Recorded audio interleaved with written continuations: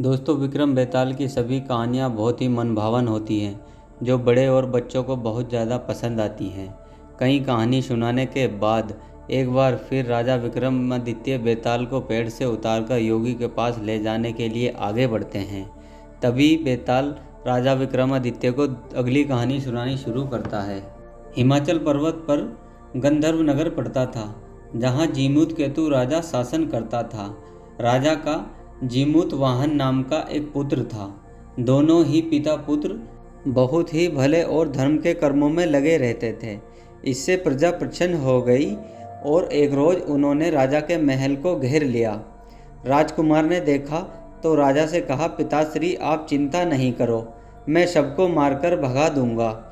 राजा ने बोला, नहीं पुत्र, ऐसा नहीं करो, युधिष्ठिर भी महाभारत करके पछताए थे। इसके बाद राजा ने अपने गोत्र के लोगों को राज्य सौंपकर पुत्र के साथ मलयांचल पर्वत पर जाकर कुटिया बनाकर रहने लगे।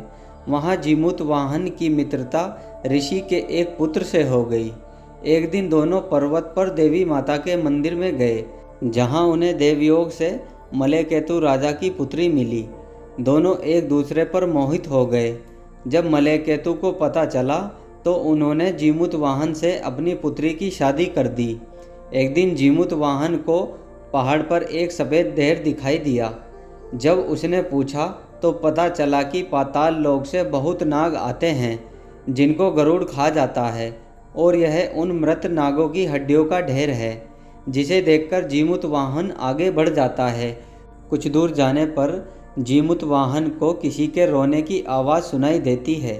जब वह पास जाता है तो वहाँ एक बुढ़िया माँ रो रही थी।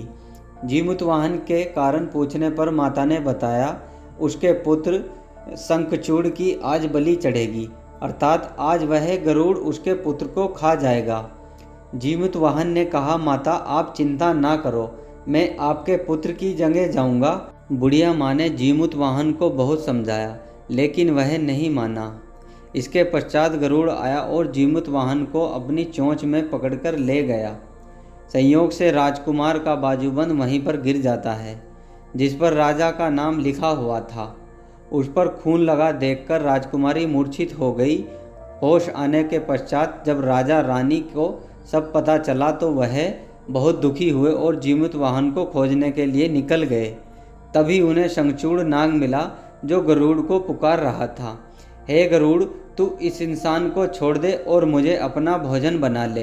ये सब सुनने के बाद गरुड़ उस राजकुमार से पूछता है कि तुम कौन हो, अपनी जान क्यों दे रहे हो। जीमूत वाहन ने कहा, उत्तम पुरुष वही है जो हमेशा दूसरों की सहायता करता है। यह सुनकर गरुड़ बहुत प्रसन्न हुआ। राजकुमार से उसने कहा, मैं तुम्हें वरदान देता हूँ, जो तुम्हें चाहिए मांग लो। जीमूत वाहन ने प्रार्थना की, वह सभी नागों को वापस जिंदा कर दे और उन्हें अपना राज्य वापस दिलवा दे।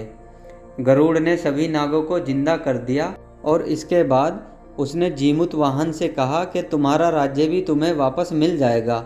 इसके बाद राजा, जीमूत वाहन और उसकी पत्नी सभी लोग अपने नगर लौट आए। राजा जीमूत केतु को वापस से राजगद्दी पर बैठा दिया गया। इतनी कहानी सुनाने के बाद बेताल बोला, हे राजन, बताओ इसमें सबसे बड़ा कार्य किसने किया। राजा ने कहा, शंखचूड़ ने।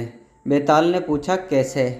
राजा विक्रम ने कहा, जीमूत वाहन क्षत्रिय जाति का था, इसलिए उसे प्राण देने का अनुभव था, लेकिन शंखचूड़ ने बिना प्राण देने के अभ्यास होते हुए भी उसने अपनी जान की परवाह ना करते हुए जीमूत वाहन को बचाने के लिए अपने प्राण देने को तैयार हो गया।